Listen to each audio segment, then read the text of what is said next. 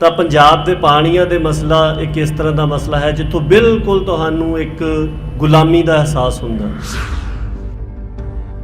ਬਿਲਕੁਲ ਇੱਕ ਜਿਸ ਤਰ੍ਹਾਂ ਦਾ ਗੁਲਾਮ ਲੋਕਾਂ ਦੇ ਨਾਲ ਵਿਹਾਰ ਹੁੰਦਾ ਜਿੱਥੇ ਕੋਈ ਨਿਆਂ ਵਿਚਾਰ ਨਹੀਂ, ਜਿਹੜਾ ਮਾਲਕ ਹੈ ਉਹਨੇ ਜੋ ਕਹਿਤਾ ਉਹ ਲਾਗੂ ਹੋ ਜਾਣਾ। ਬਿਲਕੁਲ ਉਸ ਤਰ੍ਹਾਂ ਦੇ ਹਾਲਾਤ ਪੰਜਾਬ ਨੂੰ ਭੁਗਤਣੇ ਪਏ ਆ। ਪੰਜਾਬ ਦੇ ਵਿੱਚ ਜਿੰਨੇ ਵੀ ਵਾਰ ਪਾਣੀਆਂ ਦਾ ਸਮਝੌਤਾ ਹੋਇਆ ਉਹਦੇ ਵਿੱਚ ਕਦੀ ਵੀ ਕੋਈ ਇਹ ਵਜ਼ਾਨਾ ਨਹੀਂ ਮਿੱਥਿਆ ਗਿਆ।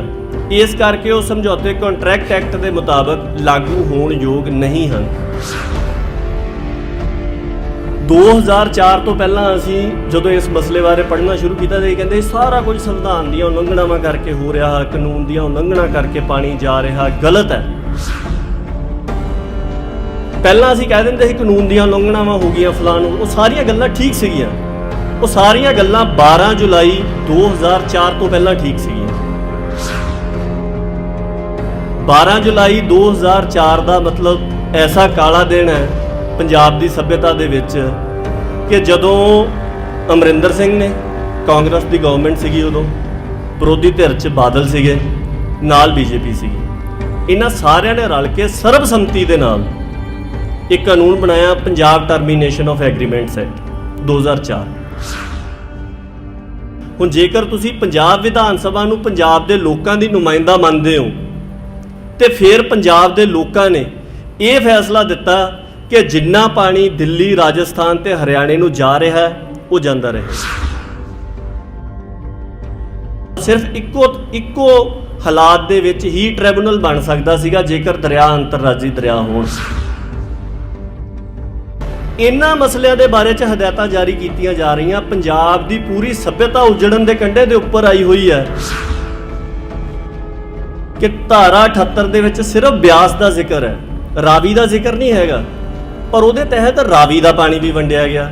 ਹੁਣ ਪਹਿਲੀ ਗੱਲ ਤਾਂ ਇਹ ਕਿ ਉਹ ਜਿਹੜਾ ਕਾਨੂੰਨ, ਜਿਹੜੇ ਅਖਤਿਆਰ ਕੇਂਦਰ ਨੇ ਲਏ ਉਹ ਗੈਰ ਸੰਵਿਧਾਨਕ ਨੇ, ਇਸ ਕਰਕੇ ਉਹਨਾਂ ਦੇ ਤਹਿਤ ਦਿੱਤਾ ਗਿਆ ਕੋਈ ਵੀ ਫੈਸਲਾ ਸੰਵਿਧਾਨਕ ਤੌਰ ਦੇ ਉੱਤੇ ਲਾਗੂ ਹੋਣ ਯੋਗ ਨਹੀਂ ਹੈਗਾ।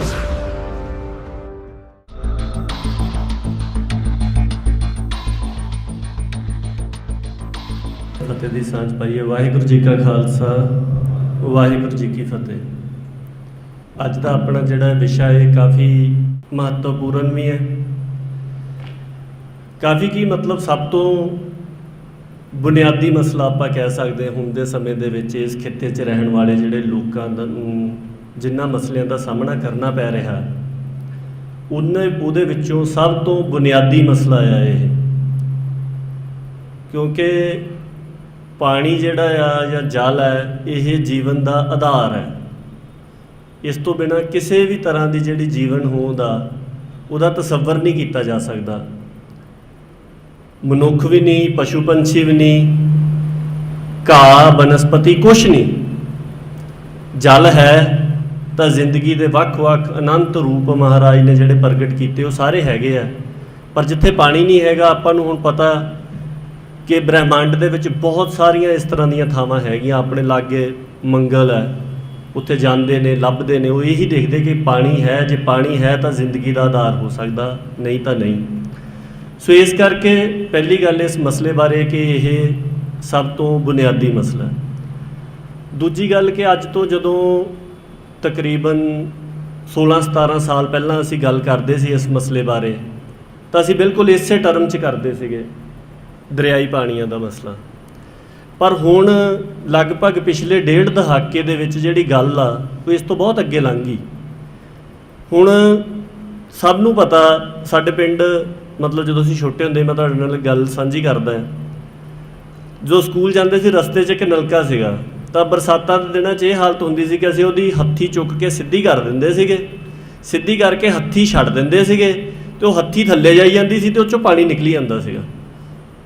ਮਤਲਬ ਜ਼ਮੀਨੀ ਪਾਣੀ ਦੀ ਸਾਡੇ ਇਹ ਹਾਲਤ ਸੀਗੀ ਕਿ ਤੁਹਾਨੂੰ ਨਲਕੇ ਦੀ ਹੱਥੀ ਗੇੜਨ ਦੀ ਵੀ ਲੋੜ ਨਹੀਂ ਸੀ ਪੈਂਦੀ। ਹੁਣ ਚੁੱਕ ਕੇ ਉੱਪਰ ਕਰ ਦਿੱਤਾ ਸੀ, ਉਹ ਥੱਲੇ ਆ ਜਾਂਦੀ ਸੀ, ਆਪਣੇ ਭਾਰ ਦੇ ਨਾਲ ਤਾਂ ਪਾਣੀ ਆ ਜਾਂਦਾ ਸੀਗਾ।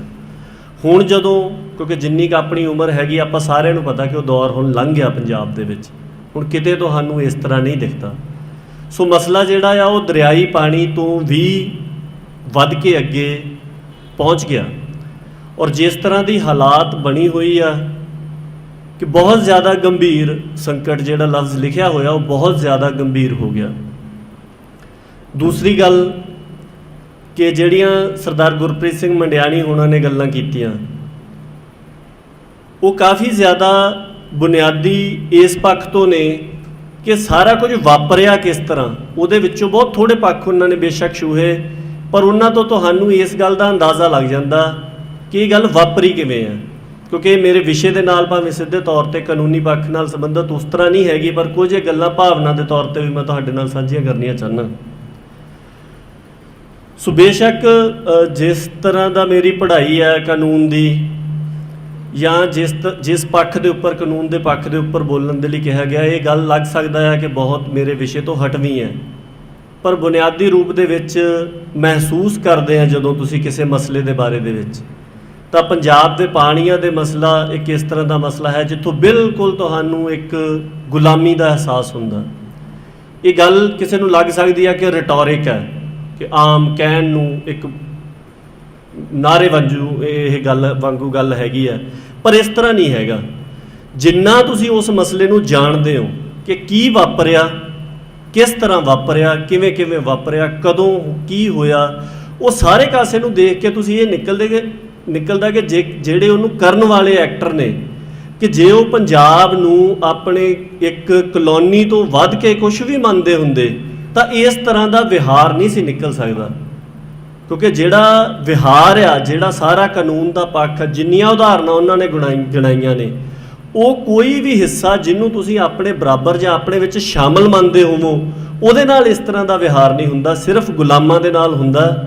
और यही कारण है कि सब कुछ होने के बावजूद जिन्नी तेज़ी दे नाल पंजाब दे विच यह संकट वधिया आ, शायद दुनिया दे विच होर किते कोई खोज करके भी देख सकता। मेरा यह मनना कि इन्नी तेज़ी दे नाल इस तरह नहीं वधिया होना, जे किते वधिया होऊगा उत्थों दी सियासी हालात देखो, पक्का किसी गुलाम खित्ते की हालत इस तरह की हुई होगी।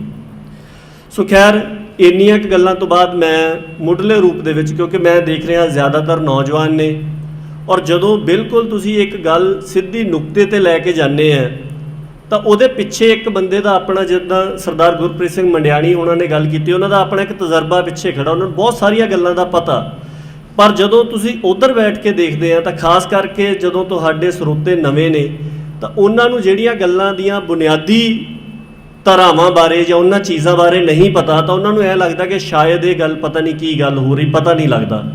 सो मेरी कोशिश ये होऊगी कि आपां जिहड़े कानूनी पक्ष जिहदे बारे मैनूं कहा उहदे बारे च मुढ़लियां गल्लां की हैगियां ने, क्योंकि विषय इन्ना ज़्यादा व्यापक है, भावें इहदे कानूनी पक्ष बारे भी आपां गल करनी होवे तो बहुत लंबियां गल्लां हो सकदियां, किन्ना कुछ वापरिया, किस तरह वापरिया, पर कुछ एक जानकारी के पद्धर के उपर मैं गल्लां साझीआं करनियां चाहुंदा ताकि नौजवानों नूं एक तो गल करन दे वास्ते जदों अगे किसी दे नाल गल हुंदी आ उन्हां गल्लां दा पता होवे, ते दूसरा बुलारियां दे वल्लों या जदों तुसीं आप खोजदे हो पढ़दे हो तो तुहानूं समझण दे विच उन्हां गल्लां दी आसानी होवे।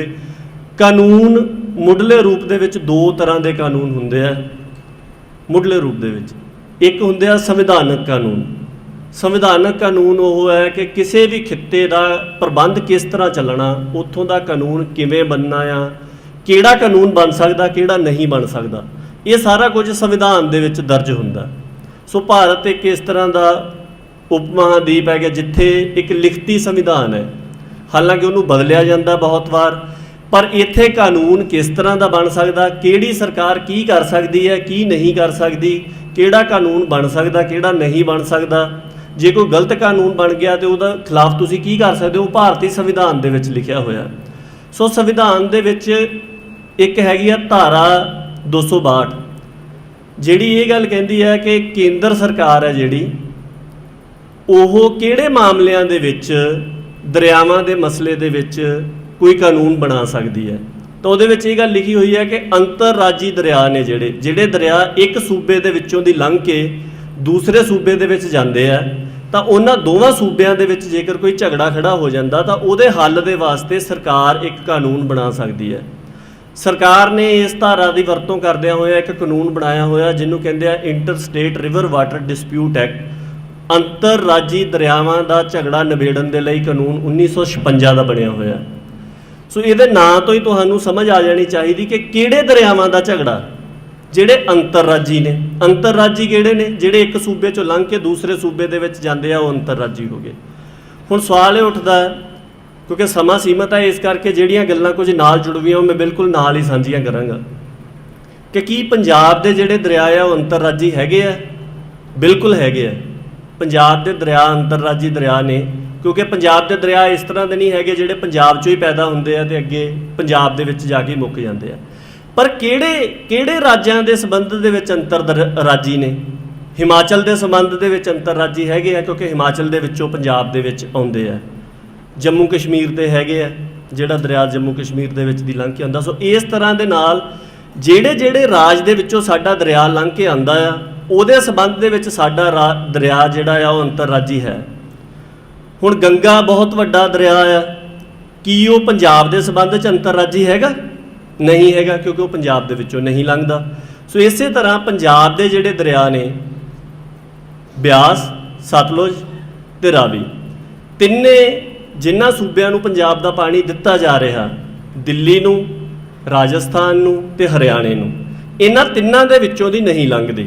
ਸੋ ਇਸ ਕਰਕੇ ਸਾਡੇ ਜਿਹੜੇ ਦਰਿਆ ਆ ਉਹ ਇੰਟਰ ਸਟੇਟ ਰਿਵਰ ਨਹੀਂ ਹੈਗੇ।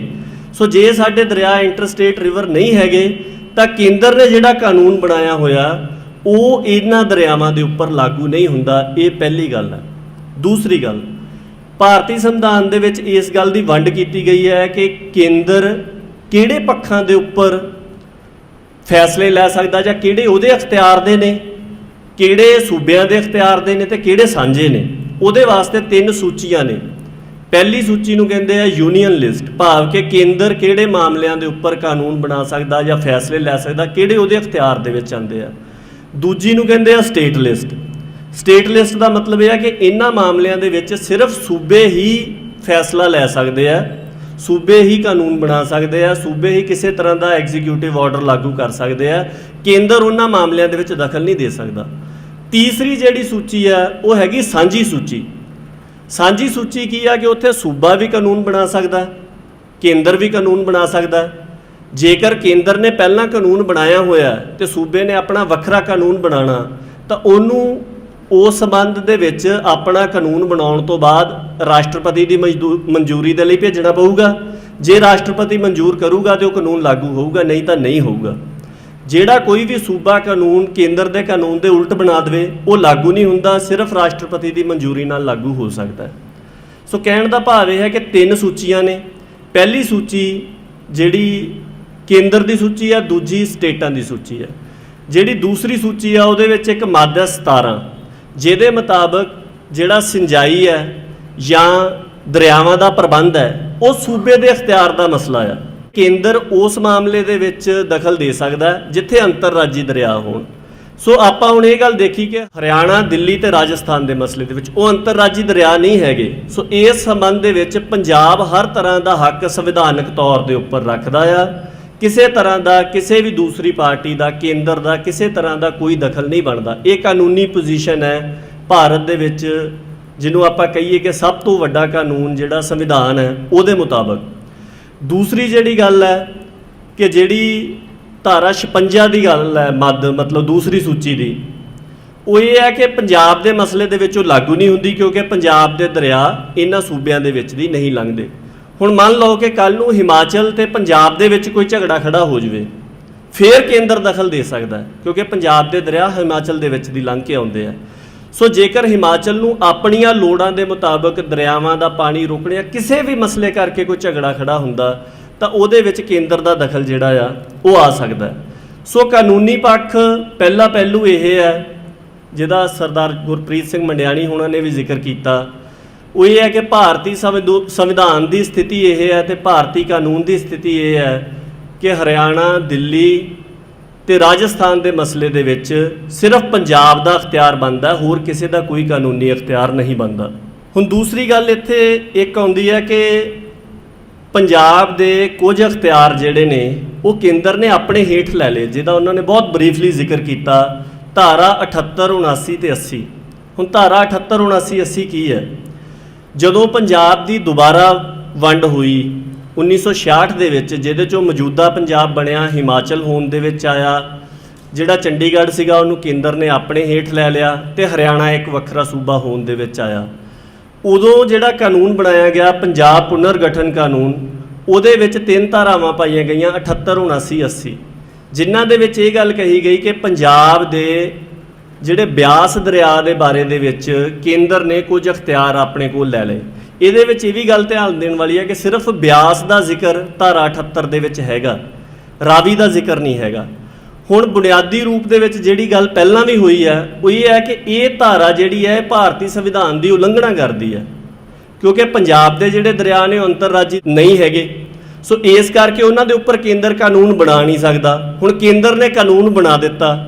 ਹੁਣ ਜਦੋਂ ਕਾਨੂੰਨ ਬਣਾ ਦਿੱਤਾ ਤਾਂ ਇੱਥੋਂ ਦਾ ਜਿਹੜਾ ਕਾਨੂੰਨ ਦਾ ਪ੍ਰਬੰਧ ਆ ਉਹ ਇਸ ਤਰ੍ਹਾਂ ਦਾ ਆ ਕਿ ਸਿਰਫ ਇੱਕੋ ਇੱਕ ਅਦਾਰਾ ਹੈਗਾ, ਉਹ ਹੈਗੇ ਆ ਹਾਈ ਕੋਰਟ ਤੇ ਸੁਪਰੀਮ ਕੋਰਟ, ਜਿਹੜੇ ਕਿਸੇ ਵੀ ਕਾਨੂੰਨ ਨੂੰ ਗੈਰ ਸੰਵਿਧਾਨਕ ਐਲਾਨ ਸਕਦੇ ਆ।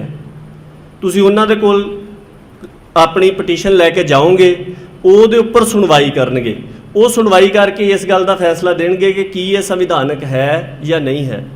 ਇਸ ਸੰਬੰਧ ਦੇ ਵਿੱਚ ਜਿੱਦਾਂ ਪਹਿਲਾਂ ਵੀ ਜ਼ਿਕਰ ਹੋਇਆ ਇਸ ਗੱਲ ਦਾ ਕਿ ਇੱਕ ਵਾਰ ਉਹ ਮਾਮਲਾ ਹਾਈ ਕੋਰਟ ਦੇ ਵਿੱਚ ਲਿਸਟਿੰਗ ਦੇ ਉੱਪਰ ਆ ਗਿਆ ਸੀ ਸੁਣਵਾਈ ਤੇ, ਜਸਟਿਸ ਸੰਧਾਵਾਲੀਆ ਦੇ ਵੱਲੋਂ ਸੁਣਵਾਈ ਕੀਤੀ ਜਾਣੀ ਸੀ, ਪਰ ਰਾਤੋਂ ਰਾਤ ਉਹਨਾਂ ਦੀ ਜਿਹੜੀ ਬਦਲੀ ਆ ਉਹ ਪਟਨਾ ਹਾਈ ਕੋਰਟ ਦੇ ਵਿੱਚ ਕਰ ਦਿੱਤੀ ਗਈ।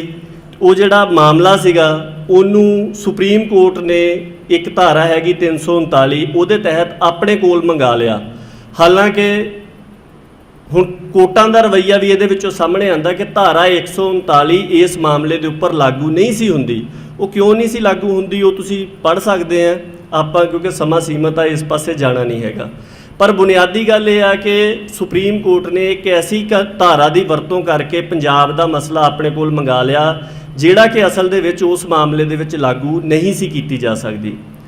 ਇਸ ਤੋਂ ਇਲਾਵਾ ਕਾਨੂੰਨ ਦੇ ਨਾਲ ਜੁੜੀ ਹੋਈ ਗੱਲ ਇਹ ਹੁੰਦੀ ਹੈ ਕਿ ਜਿਹੜੇ ਵੱਖ-ਵੱਖ ਸਮੇਂ ਦੇ ਵਿੱਚ ਸਮਝੌਤੇ ਕੀਤੇ ਜਾਂਦੇ ਆ, ਕਿਉਂਕਿ ਉਹਨਾਂ ਦੀ ਵੀ ਇੱਕ ਕਾਨੂੰਨੀ ਮਾਨਤਾ ਹੁੰਦੀ ਹੈ। ਕੋਈ ਵੀ ਬੰਦਾ ਆ, ਊੜੇ ਨੇ ਐੜੇ ਦੇ ਨਾਲ ਸਮਝੌਤਾ ਕੀਤਾ ਕਿ ਭਾਈ ਮੈਂ ਤੈਨੂੰ 5 ਰੁਪਏ ਦਊਂਗਾ, ਤੂੰ ਇਹਦੇ ਵੰਡੇ ਦੇ ਵਿੱਚ ਮੈਨੂੰ 1 ਕਿਲੋ ਚੌਲ ਦੇ ਦੇਈਂ। ਸੋ ਉਹ ਇੱਕ ਸਮਝੌਤਾ ਹੋ ਗਿਆ। ਹੁਣ ਜੇ ਐੜਾ ਜਾਂ ਊੜਾ ਦੋਵੇਂ ਜਾਣੇ ਉਸ ਸਮਝੌਤੇ ਨੂੰ ਲਾਗੂ ਕਰਨ ਤੋਂ ਮੁੱਕਰਦੇ ਨੇ ਤਾਂ ਉਹ ਸਮਝੌਤਾ ਕਾਨੂੰਨ ਦੇ ਰਾਹੀਂ ਲਾਗੂ ਕਰਵਾਇਆ ਜਾ ਸਕਦਾ। ਪਰ ਜੇਕਰ ਹੁਣ ਸੱਸੇ ਨੇ ਹਾਹੇ ਨੂੰ ਕਿਹਾ ਕਿ ਤੂੰ ਮੈਨੂੰ ਚੌਲ ਦੇ ਦੇ, ਉਹਨੇ ਕਹਿਤਾ ਠੀਕ ਹੈ ਮੈਂ ਤੈਨੂੰ ਦੇ ਦਿੰਦਾ, ਪਰ ਉਹਦੇ ਬਦਲੇ ਦੇ ਵਿੱਚ ਕੋਈ ਵੀ ਕੀਮਤ ਤੈਅ ਨਹੀਂ ਕੀਤੀ ਗਈ, ਕੁਝ ਨਹੀਂ ਕਿਹਾ ਗਿਆ ਦਿੱਤੇ ਜਾਣੇ ਆ, ਫਿਰ ਉਹਦੀ ਮਰਜ਼ੀ ਹੈ ਕਿ ਉਹ ਚੌਲ ਦੇਵੇ ਜਾਂ ਨਾ ਦੇਵੇ, ਕਿਉਂਕਿ ਕੋਈ ਵੀ ਇਵਜ਼ਾਨਾ ਨਹੀਂ ਹੈਗਾ। ਮੇਰੇ ਕਹਿਣ ਦਾ ਭਾਵ ਹੈ ਜਿਹੜੇ ਬੰਦੇ ਕਾਨੂੰਨ ਪੜ੍ਹਨਗੇ, ਕੰਟਰੈਕਟ ਐਕਟ ਦੇ ਵਿੱਚ ਸਭ ਤੋਂ ਬੁਨਿਆਦੀ ਗੱਲ ਇਹ ਹੈ ਕਿ ਬਿਨਾਂ ਇਵਜ਼ਾਨੇ ਤੋਂ ਕੀਤਾ ਗਿਆ ਸਮਝੌਤਾ ਲਾਗੂ ਹੋਣ ਯੋਗ ਨਹੀਂ ਹੁੰਦਾ। ਉਹ ਬੰਦੇ ਦੀ ਮਰਜ਼ੀ ਹੁੰਦੀ ਹੈ ਉਹ ਚੀਜ਼ ਦੇਵੇ ਜਾਂ ਨਾ ਦੇਵੇ, ਕਿਉਂਕਿ ਜੇਕਰ ਤੁਸੀਂ ਕਿਸੇ ਕੋਲੋਂ ਚੀਜ਼ ਲੈਣੀ ਆ ਤਾਂ ਕੰਟਰੈਕਟ ਐਕਟ ਦੀ ਇਹ ਮੁੱਢਲੀ ਗੱਲ ਹੈ ਕਿ ਉਹਦੇ ਬਦਲੇ ਦੇ ਵਿੱਚ ਤੁਸੀਂ ਕੀ ਚੀਜ਼ ਦਿੰਦੇ ਹੋ। ਸੋ ਇੱਕ ਤਾਂ ਇਸ ਪੱਖ ਤੋਂ ਇਹ ਹੈਗਾ ਕਿ ਪੰਜਾਬ ਦੇ ਵਿੱਚ ਜਿੰਨੇ ਵੀ ਵਾਰ ਪਾਣੀਆਂ ਦਾ ਸਮਝੌਤਾ ਹੋਇਆ ਉਹਦੇ ਵਿੱਚ ਕਦੀ ਵੀ ਕੋਈ ਇਵਜ਼ਾਨਾ ਨਹੀਂ ਮਿੱਥਿਆ ਗਿਆ। ਇਸ ਕਰਕੇ ਉਹ ਸਮਝੌਤੇ ਕੰਟਰੈਕਟ ਐਕਟ ਦੇ ਮੁਤਾਬਕ ਲਾਗੂ ਹੋਣ ਯੋਗ ਨਹੀਂ ਹਨ। ਦੂਸਰੀ ਗੱਲ ਕਿ ਜਿਹੜੀ ਮਾਲਕੀ ਦਾ ਮਸਲਾ ਆ ਉਹ ਇਹ ਹੈ ਕਿ ਜਦੋਂ ਪੰਜਾਬ ਦੇ ਦਰਿਆ ਸਿਰਫ ਪੰਜਾਬ ਦੇ ਵਿੱਚ ਦੀ ਲੰਘ ਰਹੇ ਤਾਂ ਦੂਸਰੇ ਸੂਬਿਆਂ ਦੀ ਮਾਲਕੀ ਨਹੀਂ ਬਣਦੀ। ਸੋ ਜਿੱਥੇ ਮਾਲਕੀ ਤੁਹਾਡੇ ਕੋਲ ਹੈ ਉੱਥੇ ਤੁਸੀਂ ਦੋ ਸੂਰਤਾਂ ਦੇ ਵਿੱਚ ਚੀਜ਼ ਦੇ ਸਕਦੇ ਹੋ। ਇੱਕ ਸੂਰਤ ਇਹ ਹੈ ਕਿ ਤੁਸੀਂ ਕੀਮਤ ਦੇ ਬਦਲੇ ਦੇ ਵਿੱਚ ਉਹ ਦਿਓ, ਦੂਜਾ ਆਪਣੀ ਮਰਜ਼ੀ ਦੇ ਨਾਲ ਦਿਓ। ਸੋ ਜੇ ਕੀਮਤ ਦੇ ਬਦਲੇ ਦੇ ਵਿੱਚ ਦਿਓਗੇ ਤਾਂ ਉਹ ਸਮਝੌਤਾ ਕਾਨੂੰਨ ਦੇ ਰਾਹੀਂ ਲਾਗੂ ਕਰਵਾਇਆ ਜਾ ਸਕਦਾ ਹੈ। ਜੇ ਤੁਸੀਂ ਫ੍ਰੀ ਦੇ ਵਿੱਚ ਕੋਈ ਚੀਜ਼ ਦੇਣੀ ਮਿੱਥੀ ਹੈ ਤਾਂ ਕੰਟਰੈਕਟ ਐਕਟ ਦੇ ਮੁਤਾਬਕ ਉਸ ਚੀਜ਼ ਦੀ ਜਿਹੜੀ ਕਾਨੂੰਨੀ ਮਾਨਤਾ ਆ ਉਹ ਨਹੀਂ ਹੁੰਦੀ। ਹੁਣ ਵਾਪਰਿਆ ਕਿ ਜਦੋਂ 47 ਤੋਂ ਬਾਅਦ ਲਕੀਰ ਖਿੱਚੀ ਗਈ, ਦੋਵੇਂ ਪਾਸੇ ਕੰਮ ਵੱਖ ਹੋ ਗਿਆ, ਤਾਂ ਪੰਜਾਬ ਦੇ ਦਰਿਆਵਾਂ ਦਾ ਜਿਹੜਾ ਪਾਣੀ ਸੀਗਾ ਉਹਦਾ ਪਹਿਲੀ ਵਾਰ ਕਥਿਤ ਸਮਝੌਤਾ, ਕਿਉਂਕਿ ਉਹਦੀ ਕਾਨੂੰਨੀ ਮਾਨਤਾ ਕੋਈ ਨਹੀਂ, 1955 ਦੇ ਵਿੱਚ ਹੋਇਆ। 1955 ਦੇ ਵਾਲੇ ਸਮਝੌਤੇ ਦੇ ਵਿੱਚ ਇੰਨੀ ਗੱਲ ਸਮਝਣ ਵਾਲੀ ਹੈ ਕਿ ਇੱਕ ਉਪ ਸਕੱਤਰ ਪੱਧਰ ਦੀ ਮੀਟਿੰਗ ਸੀਗੀ, ਉਸ ਮੀਟਿੰਗ ਦੀ ਕਾਰਵਾਈ ਜਿਹੜੀ ਹੋਈ ਉਹਨੂੰ ਸਮਝੌਤੇ ਦਾ ਨਾਂ ਦੇ ਦਿੱਤਾ ਗਿਆ। ਹਾਲਾਂਕਿ ਹੁਣ ਭਾਰਤ, ਜਿੱਦਾਂ ਮੈਂ ਪਹਿਲਾਂ ਜ਼ਿਕਰ ਕੀਤਾ ਕਿ ਭਾਰਤ ਦੇ ਵਿੱਚ ਲਿਖਤੀ ਸੰਵਿਧਾਨ ਹੈ, ਲਿਖਤੀ ਸੰਵਿਧਾਨ ਦੇ ਮੁਤਾਬਕ ਇਹ ਹੈ ਕਿ ਜੇਕਰ ਕੋਈ ਵੀ ਸਮਝੌਤਾ ਕਿਸੇ ਰਾਜ ਨੇ ਕਰਨਾ ਆ ਤਾਂ ਉਹ ਗਵਰਨਰ ਦੇ ਵੱਲੋਂ ਉਹਨੂੰ ਮਨਜ਼ੂਰੀ ਦਿੱਤੀ ਜਾਣੀ ਚਾਹੀਦੀ ਹੈ। ਭਾਵ ਕਿ ਉਹ ਸਰਕਾਰ ਜਾਂ ਵਿਧਾਨ ਸਭਾ ਜਿਹੜੀ ਹੈਗੀ ਆ ਜਾਂ ਕੈਬਨਿਟ ਆ ਉਹ ਫੈਸਲਾ ਲੈ ਕੇ ਉਹਦੇ ਉੱਪਰ ਕਾਨੂੰਨੀ ਮੋਹਰ ਲਾਊਗੀ, ਤਾਂ ਹੀ ਉਹ ਸਮਝੌਤਾ, ਇਹ ਧਾਰਾ 299 ਆ ਭਾਰਤੀ ਸੰਵਿਧਾਨ ਦੀ। ਸੋ ਉਹ ਜਿਹੜਾ 55 ਦਾ ਸਮਝੌਤਾ ਸੀਗਾ ਕਥਿਤ, ਉਹਦੇ ਉੱਪਰ ਕਿਸੇ ਤਰ੍ਹਾਂ ਦੀ ਕੋਈ ਕਾਨੂੰਨੀ ਮੋਹਰ ਨਹੀਂ ਲਾਈ ਗਈ, ਇਸ ਕਰਕੇ ਉਹ ਲਾਗੂ ਹੋਣ ਯੋਗ ਕਾਨੂੰਨ ਦੀਆਂ ਨਜ਼ਰਾਂ ਦੇ ਵਿੱਚ ਨਹੀਂ ਸੀ। ਪਰ ਉਹਦੇ ਤਹਿਤ ਜਿੰਨਾ ਪਾਣੀ ਰਾਜਸਥਾਨ ਨੂੰ ਦਿੱਤਾ ਗਿਆ, ਉਹ ਪਾਣੀ ਅੱਜ ਵੀ 1955 ਤੋਂ ਲੈ ਕੇ ਤੁਸੀਂ ਅੰਦਾਜ਼ਾ ਲਾਓ, ਉਹ ਪਾਣੀ ਅੱਜ ਵੀ ਜਾ ਰਿਹਾ। ਉਸ ਤੋਂ ਬਾਅਦ ਦੇ ਵਿੱਚ 1976 ਦੇ ਵਿੱਚ ਇੰਦਰਾ ਗਾਂਧੀ ਅਵਾਰਡ, ਪਹਿਲਾਂ ਵੀ ਗੁਰਪ੍ਰੀਤ ਸਿੰਘ ਮੰਡਿਆਣੀ ਹੋਣਾ ਨੇ ਜ਼ਿਕਰ ਕੀਤਾ। ਸੋ ਉਹਦੇ ਵਿੱਚ ਕੀ ਸੀਗਾ ਕਿ ਜਿਹੜੀਆਂ ਗੈਰ ਸੰਵਿਧਾਨਕ ਤਰੀਕੇ ਦੇ ਨਾਲ ਕੇਂਦਰ ਨੇ ਤਾਕਤਾਂ ਆਪਣੇ ਕੋਲ ਲਈਆਂ ਸੀ, ਉਹਨਾਂ ਦੀ ਵਰਤੋਂ ਕਰਦਿਆਂ ਹੋਇਆਂ ਉਹ ਇੰਦਰਾ ਗਾਂਧੀ ਨੇ ਇੱਕ ਫਰਮਾਨ ਜਾਰੀ ਕੀਤਾ ਕਿ ਇੰਨਾ ਪਾਣੀ ਜਿਹੜਾ ਆ ਉਹ ਇਹਨਾਂ ਸੂਬਿਆਂ ਦੇ ਦਰਮਿਆਨ ਵੰਡਿਆ ਜਾਣਾ, ਪੰਜਾਬ ਤੇ ਹਰਿਆਣਾ ਦੇ ਦਰਮਿਆਨ।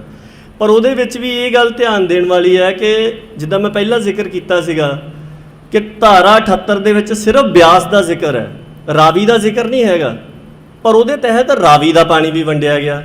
ਹੁਣ ਪਹਿਲੀ ਗੱਲ ਤਾਂ ਇਹ ਕਿ ਉਹ ਜਿਹੜਾ ਕਾਨੂੰਨ, ਜਿਹੜੇ ਅਖਤਿਆਰ ਕੇਂਦਰ ਨੇ ਲਏ, ਉਹ ਗੈਰ ਸੰਵਿਧਾਨਕ ਨੇ, ਇਸ ਕਰਕੇ ਉਹਨਾਂ ਦੇ ਤਹਿਤ ਦਿੱਤਾ ਗਿਆ ਕੋਈ ਵੀ ਫੈਸਲਾ ਸੰਵਿਧਾਨਕ ਤੌਰ ਦੇ ਉੱਤੇ ਲਾਗੂ ਹੋਣ ਯੋਗ ਨਹੀਂ ਹੈਗਾ। ਉਸ ਤੋਂ ਬਾਅਦ ਦੇ ਵਿੱਚ 1981 ਦੇ ਵਿੱਚ ਜਦੋਂ ਪਟੀਸ਼ਨ ਸੁਪਰੀਮ ਕੋਰਟ ਦੇ ਵਿੱਚ ਸੀਗੀ, ਉਦੋਂ ਦਰਬਾਰਾ ਸਿੰਘ ਕਿਉਂਕਿ ਕਾਂਗਰਸ ਦਾ ਮੁੱਖ ਮੰਤਰੀ ਸੀਗਾ ਪੰਜਾਬ ਦੇ ਵਿੱਚ, ਤਾਂ ਇੰਦਰਾ ਗਾਂਧੀ ਦੇ ਵੱਲੋਂ ਉਹਦੇ ਉੱਪਰ ਦਬਾਅ ਪਾ ਕੇ ਇੱਕ ਸਮਝੌਤਾ ਕਰਵਾਇਆ ਗਿਆ। ਜਿਹੜਾ ਕੇਸ ਸੀਗਾ ਉਹ ਸੁਪਰੀਮ ਕੋਰਟ 'ਚੋਂ ਵਾਪਸ ਲੈ ਲਿਆ ਗਿਆ ਕਿਉਂਕਿ ਉਹਦੇ ਵਿੱਚ ਧਾਰਾ 78 ਚੈਲੰਜ ਕੀਤੀ ਗਈ ਸੀ। ਸੁਪਰੀਮ ਕੋਰਟ ਦੇ ਕੋਲੋਂ ਉਸ ਚੀਜ਼ ਦੀ ਸੁਣਵਾਈ ਨਹੀਂ ਹੋਣ ਦਿੱਤੀ, ਫੈਸਲਾ ਵਾਪਸ ਲੈ ਲਿਆ ਗਿਆ।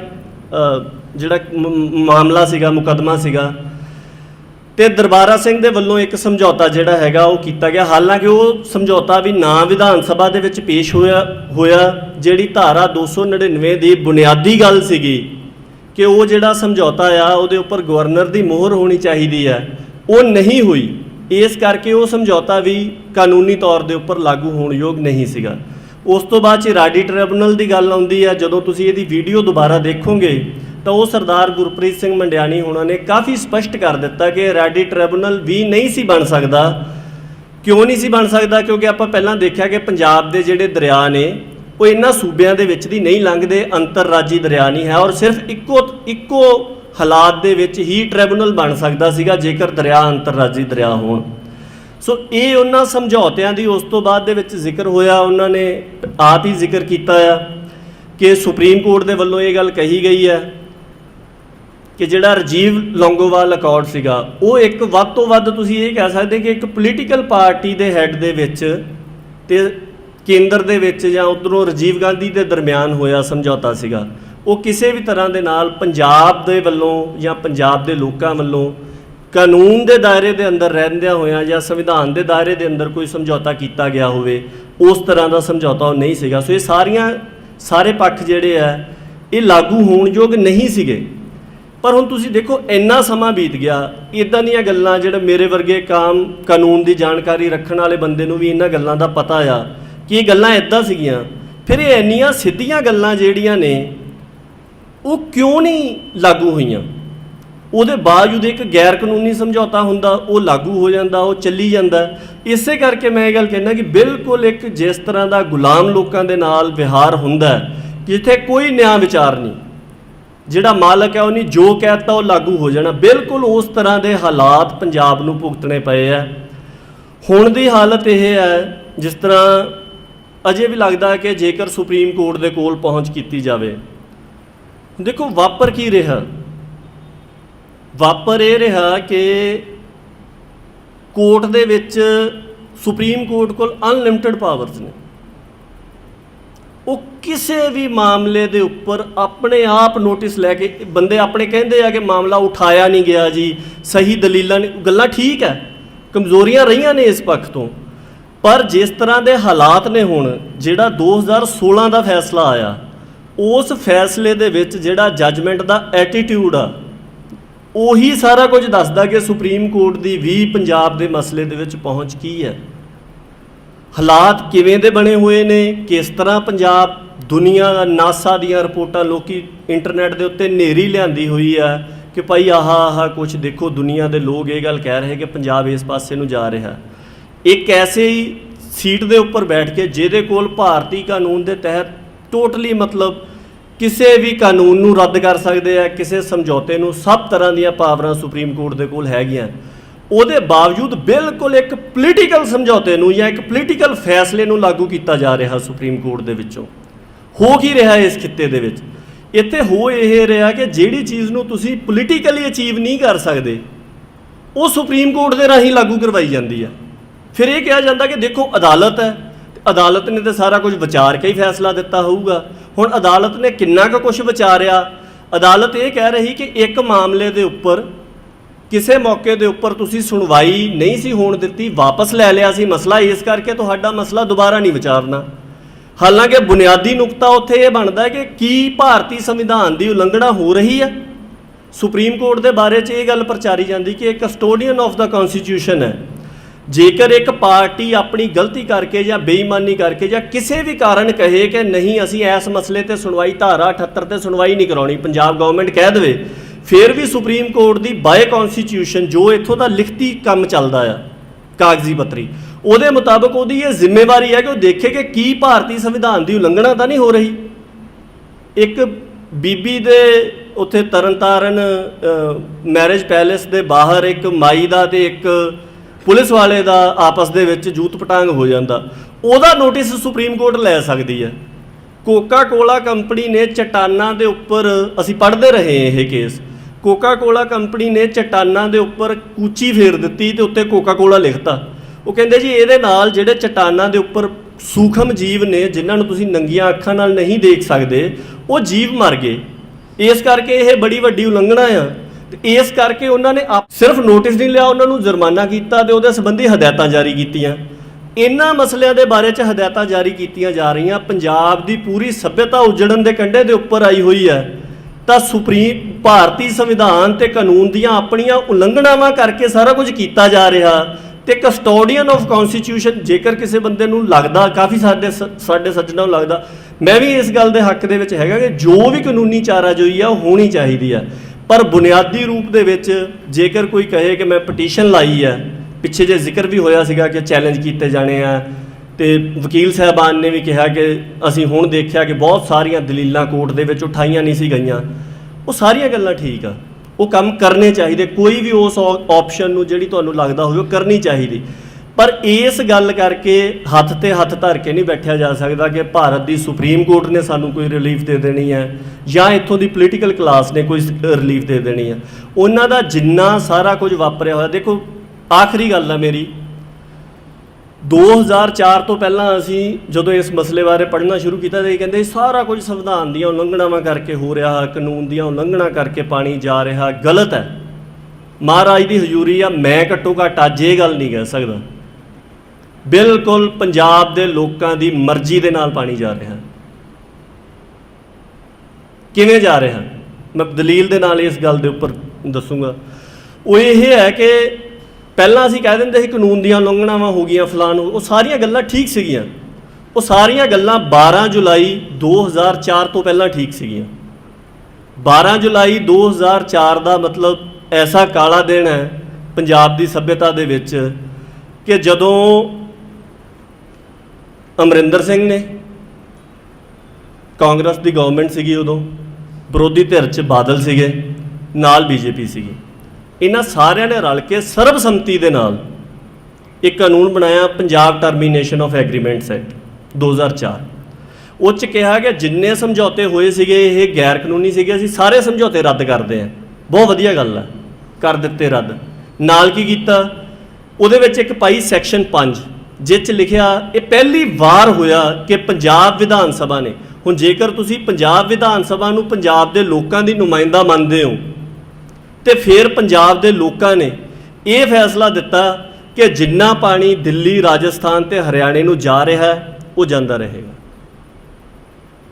ਹੁਣ ਅੱਜ ਦੇ ਸਮੇਂ ਦੇ ਵਿੱਚ ਜੇਕਰ ਮੈਂ ਤੁਹਾਨੂੰ ਇਹ ਗੱਲ ਕਹਾਂ ਕਿ ਸਾਰਾ ਪਾਣੀ ਕਾਨੂੰਨ ਦੀ ਉਲੰਘਣਾ ਕਰਕੇ ਜਾ ਰਿਹਾ, ਸੰਵਿਧਾਨ ਦੀ ਉਲੰਘਣਾ ਕਰਕੇ ਜਾ ਰਿਹਾ, ਤਾਂ ਮੈਂ ਬੇਈਮਾਨ ਹਾਂ, ਕਿਉਂਕਿ ਫੈਕਟ ਇਹ ਹੈ। ਬੇਸ਼ੱਕ ਮੈਂ ਉਸ ਫੈਸਲੇ ਨਾਲ ਸਹਿਮਤੀ ਨਹੀਂ ਰੱਖਦਾ, ਬੇਸ਼ੱਕ ਆਪਾਂ ਸਾਰੇ ਨਹੀਂ ਰੱਖਦੇ, ਹੋ ਸਕਦਾ ਕੋਈ ਰੈਫਰੈਂਡਮ ਕਰਵਾਇਆ ਜਾਵੇ ਉਹਦੇ ਉੱਪਰ, ਜਾਂ ਕਿਸੇ ਤਰ੍ਹਾਂ ਦੀ ਕੋਈ ਲੋਕਾਂ ਦੇ ਕੋਲੋਂ ਰਾਏ ਲਈ ਜਾਵੇ, ਤੇ ਹੋ ਸਕਦਾ ਪੰਜਾਬ ਦੇ ਸਾਰੇ ਲੋਕ ਹੀ ਕਹਿਣ ਕਿ ਧਾਰਾ 5 ਜਿਹੜੀ ਆ ਭਾਈ ਉਹ ਗਲਤ ਆ, ਇਹਦੇ ਨਾਲ ਸਾਡੀ ਸੱਭਿਅਤਾ ਦੀ ਜੜ ਪੁੱਟਣ ਦੀ ਜਿਹੜੀ ਪੰਜਾਬ ਦੇ ਪੋਲੀਟੀਕਲ ਕਲਾਸ ਨੇ ਉਹ ਕੰਮ ਕੀਤਾ। ਪਰ ਉਹਦੇ ਬਾਵਜੂਦ ਇਸ ਤੱਥ ਨੂੰ ਨਹੀਂ ਝੁਟਲਾਇਆ ਜਾ ਸਕਦਾ ਕਿ ਹੁਣ ਦੇ ਸਮੇਂ 'ਚ ਜਿਹੜਾ ਪਾਣੀ ਜਾ ਰਿਹਾ ਉਹਨੂੰ ਪੰਜਾਬ ਵਿਧਾਨ ਸਭਾ ਨੇ ਕਾਨੂੰਨੀ ਮਾਨਤਾ ਦਿੱਤੀ ਹੋਈ ਹੈ। ਔਰ ਜੇਕਰ ਪੰਜਾਬ ਵਿਧਾਨ ਸਭਾ ਕੋਈ ਕਾਨੂੰਨ ਬਣਾ ਸਕਦੀ, ਉਹਨੂੰ ਰੱਦ ਵੀ ਕਰ ਸਕਦੀ। ਤੁਸੀਂ ਦੇਖੋ 15 ਸਾਲ ਦਾ ਸਮਾਂ ਬੀਤ ਗਿਆ, ਉਹ ਅਜੇ ਤੱਕ ਵੀ ਉੱਥੇ ਉਸੇ ਦੀ ਤਰ੍ਹਾਂ ਹੀ ਹੈ। ਕਾਰਨ ਕੀ ਹੈ? ਕਾਰਨ ਇਹ ਹੈ ਕਿ ਪੰਜਾਬ ਦੀ ਜਿਹੜੀ ਪੋਲੀਟੀਕਲ ਕਲਾਸ ਆ ਉਹਨੇ ਕਦੇ ਵੀ ਇਸ ਮਸਲੇ ਨੂੰ ਸਮੁੱਚਤਾ ਦੇ ਵਿੱਚ ਲਿਆ ਹੀ ਨਹੀਂ ਹੈਗਾ। ਬਲਕਿ ਮੇਰਾ ਤਾਂ ਇਹ ਮੰਨਣਾ ਕਿ ਜਿਹੜੀ ਪੰਜਾਬ ਦੀ ਪੋਲੀਟੀਕਲ ਕਲਾਸ ਆ ਉਹ ਕਿਸੇ ਵੀ ਮਸਲੇ ਨੂੰ ਸਮੁੱਚਤਾ ਦੇ ਵਿੱਚ ਵਿਚਾਰਨ ਦੇ ਸਮਰੱਥ ਹੀ ਨਹੀਂ ਹੈਗੀ। ਜਿੱਦਾਂ ਦੇ ਹਾਲਾਤ ਇਸ ਖਿੱਤੇ 'ਚ ਬਣੇ ਹੋਏ, ਮਿਊਨਿਸਪਲ ਕਾਰਪੋਰੇਸ਼ਨਾਂ ਕੋਲ ਸ਼ਾਇਦ ਵੱਧ ਹੱਕ ਹੋਣ, ਪਰ ਇਹਨਾਂ ਕੋਲ ਜਿਹੜੇ ਹੈਗੇ ਨੇ ਉਹਨਾਂ ਦਾ ਵੀ ਇਸਤੇਮਾਲ ਕਰਨ ਦੀ ਜ਼ਰੂਰਤ ਨਹੀਂ ਹੈਗੀ। ਬੇਸ਼ੱਕ ਜਿਹੜਾ ਮੇਰਾ ਵਿਸ਼ਾ ਸੀਗਾ ਉਸ ਤੋਂ ਆਸੇ-ਪਾਸੇ ਦੀਆਂ ਗੱਲਾਂ ਹੋਈਆਂ, ਪਰ ਮੈਨੂੰ ਲੱਗਿਆ ਕਿ ਇਹ ਕੁਝ ਇੱਕ ਗੱਲਾਂ ਕਰਨੀਆਂ ਜ਼ਰੂਰੀ ਨੇ। ਜਿੰਨੀਆਂ ਕੁ ਮੁੱਢਲੀਆਂ ਗੱਲਾਂ ਆਪਾਂ ਕੀਤੀਆਂ ਆ, ਇਹ ਸਿਰਫ ਇਸ ਕਰਕੇ, ਮੈਂ ਨਹੀਂ ਕਹਿੰਦਾ ਕਿ ਇਹਨਾਂ ਗੱਲਾਂ ਦੇ ਨਾਲ ਕੋਈ ਹੱਲ ਨਿਕਲ ਆਣਾ, ਘੱਟੋ ਘੱਟ ਇੰਨੀ ਕੁ ਗੱਲਬਾਤ ਦੇ ਨਾਲ ਨਹੀਂ ਨਿਕਲਣਾ, ਪਰ ਉਹ ਇਸ ਕਰਕੇ ਹੈ ਕਿ ਆਪਣੇ ਵਿੱਚੋਂ ਜਿਹੜੇ ਨੌਜਵਾਨ ਨੇ ਜਿਹੜੇ ਇਸ ਮਸਲੇ ਬਾਰੇ ਜਾਣਨਾ ਚਾਹੁੰਦੇ ਆ, ਕਿ ਉਹਨਾਂ ਨੂੰ ਘੱਟੋ ਘੱਟ ਇੰਨੀ ਕੁ ਬੁਨਿਆਦੀ ਜਾਣਕਾਰੀ ਇਸ ਮਸਲੇ ਦੇ ਬਾਰੇ ਦੇ ਵਿੱਚ ਹੋਵੇ, ਕਿਉਂਕਿ ਸਾਡੇ ਜੀਵਨ ਦੀ ਸਮੁੱਚੀ ਹੋਂਦ ਨੂੰ ਪ੍ਰਭਾਵਿਤ ਕਰ ਰਿਹਾ। ਔਰ ਦੂਸਰੀ ਗੱਲ ਇਹ ਆ ਕਿ ਇੱਥੇ ਹੁਣ ਮਤਲਬ ਕਿਸ ਤਰ੍ਹਾਂ ਦੇ ਅੱਗੇ ਕੀ ਕੀਤਾ ਜਾਵੇ, ਇਹਦੇ ਬਾਰੇ ਦੇ ਵਿੱਚ ਬਹੁਤ ਗੰਭੀਰਤਾ ਦੇ ਨਾਲ ਸੋਚਣ ਵਾਲੀ ਗੱਲ ਆ। ਮੈਂ ਜਿੰਨੇ ਕੁ ਬੰਦਿਆਂ ਦੇ ਨਾਲ ਗੱਲ ਹੁੰਦੀ ਹੈ, ਬਹੁਤੇ ਬੰਦਿਆਂ ਦੇ ਕੋਲ ਹਾਲ ਦੀ ਘੜੀ ਕੁਛ ਵੀ ਕੰਕਰੀਟ ਨਕਸ਼ਾ ਕੁਛ ਹੋਵੇ ਕਿ ਕੀ ਕਰਨਾ ਚਾਹੀਦਾ, ਕਿਸੇ ਕੋਲ ਨਹੀਂ ਹੈਗਾ। ਔਰ ਇਹ ਗੱਲ ਮੰਨਣੀ ਚਾਹੀਦੀ ਹੈ। ਛੋਟੀਆਂ ਛੋਟੀਆਂ ਆਪਸ਼ਨਾਂ ਆਪਣੇ ਸਾਰਿਆਂ ਦੇ ਕੋਲ ਹੈਗੀਆਂ, ਉਹ ਠੀਕ ਹੈ। ਜੇ ਇੱਕ ਬੰਦਾ ਇੱਕ ਪਾਸੇ ਆਪਣਾ ਜ਼ੋਰ ਲਾ ਰਿਹਾ ਤਾਂ ਦੂਜਿਆਂ ਨੂੰ ਉਹਦੀ ਮਦਦ ਕਰਨੀ ਚਾਹੀਦੀ। ਇਹ ਨਹੀਂ ਕਹਿਣਾ ਚਾਹੀਦਾ ਕਿ ਇਹਦੇ ਨਾਲ ਹੱਲ ਨਹੀਂ ਹੋਣਾ। ਬੇਸ਼ੱਕ ਝੋਨਾ ਘਟਾਉਣਾ ਵੀ ਇੱਕ ਕੰਮ ਹੈਗਾ, ਪਰ ਜਿਹੜਾ ਘਟਾਉਂਦਾ ਆ ਉਹਨੂੰ ਉਤਸ਼ਾਹਿਤ ਕਰੋ। ਪਰ ਸਮੁੱਚੇ ਰੂਪ ਦੇ ਵਿੱਚ ਪੰਜਾਬ ਦੇ ਲੋਕਾਂ ਦੇ ਸਾਹਮਣੇ ਇਹ ਸਵਾਲ ਹੈਗਾ ਕਿ ਸਾਡੀ ਸਮੁੱਚੇ ਜੀਵਨ ਦੀ ਹੋਂਦ ਨੂੰ ਪ੍ਰਭਾਵਿਤ ਕਰਨ ਵਾਲਾ ਮਸਲਾ ਆ, ਕੀ ਅਸੀਂ ਆਪਣੇ ਅੰਦਰ ਇੰਨੀ ਸਮਰੱਥਾ ਪੈਦਾ ਕਰ ਸਕਦੇ ਹਾਂ ਕਿ ਇਸ ਮਸਲੇ ਦੇ ਸਮੁੱਚੇ ਪੱਖਾਂ ਨੂੰ ਮੁਖਾਤਬ ਹੋ ਸਕੀਏ। ਇਹ ਆਪਣੇ ਸਾਰਿਆਂ ਦੇ ਸਾਹਮਣੇ ਸਵਾਲ ਹੈ। ਤੇ ਉਸ ਤੋਂ ਇਲਾਵਾ ਇੱਕ ਜਾਣਕਾਰੀ ਮੈਂ ਜ਼ਰੂਰ ਦੇਣੀ ਚਾਹੁੰਦਾ ਕਿ ਜਲ ਬਿਨ ਸਾਖ ਕੋ ਮਿਲਾਵਟੀ, ਤੁਸੀਂ ਇਹ ਗੂਗਲ 'ਤੇ ਅੰਗਰੇਜ਼ੀ 'ਚ ਵੀ ਲਿਖ ਕੇ ਜੇ ਸਰਚ ਕਰੋਗੇ ਜਲ ਬਿਨ ਸਾਖ ਕੋ ਮਿਲਾਵਟੀ, ਉਹ ਅਸੀਂ 2008 ਦੇ ਵਿੱਚ ਇੱਕ ਕਿਤਾਬਚਾ ਜਿਹੜਾ ਉਹ ਛਾਪਿਆ ਸੀ। ਮੁੱਢਲੀ ਜਾਣਕਾਰੀ ਜਿੰਨੀ ਕੁ ਹੈ ਉਹਦੇ ਵਿੱਚ ਹੈ, ਹਾਲਾਂਕਿ ਉਹਦੇ ਵਿੱਚ ਕੋਈ ਕਿਸੇ ਤਰ੍ਹਾਂ ਦਾ ਹੱਲ ਨਹੀਂ ਹੈਗਾ, ਪਰ ਮਸਲੇ ਨੂੰ ਜਾਣਨ ਦੇ ਬਾਰੇ ਦੇ ਵਿੱਚ ਘੱਟੋ ਘੱਟ ਜਿਹੜੀਆਂ ਬੁਨਿਆਦੀ ਜਾਂ ਫਾਊਂਡੇਸ਼ਨਲ ਚੀਜ਼ਾਂ ਹੈਗੀਆਂ ਉਹਨਾਂ ਨੂੰ ਜਾਣਿਆ ਜਾ ਸਕਦਾ। ਵਾਹਿਗੁਰੂ ਜੀ ਕਾ ਖਾਲਸਾ, ਵਾਹਿਗੁਰੂ ਜੀ ਕੀ ਫਤਿਹ।